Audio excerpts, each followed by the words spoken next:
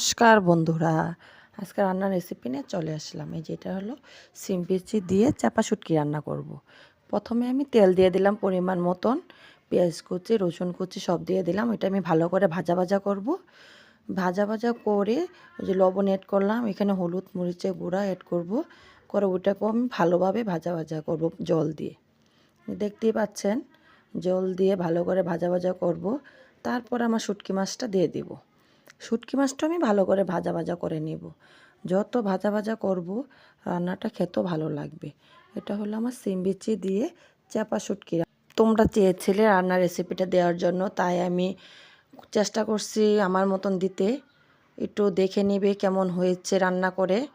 আমার কাছে তো ভালোই লেগেছে খেতে। যেটা আমি বারবার ঢেকে দিয়েছি সিদ্ধ হওয়ার জন্য, আর ভালো করে আমি ভেজে ভেজে নিয়ে রান্না করেছি।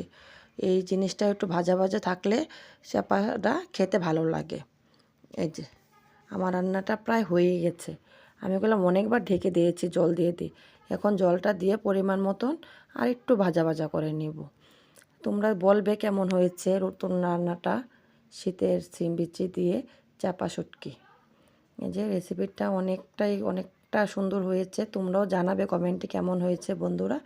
আমরা এই যেটা নামিয়ে নিয়েছি, এখন গরম ভাতের সাথে পরিবেশন করব। আজ এই পর্যন্ত।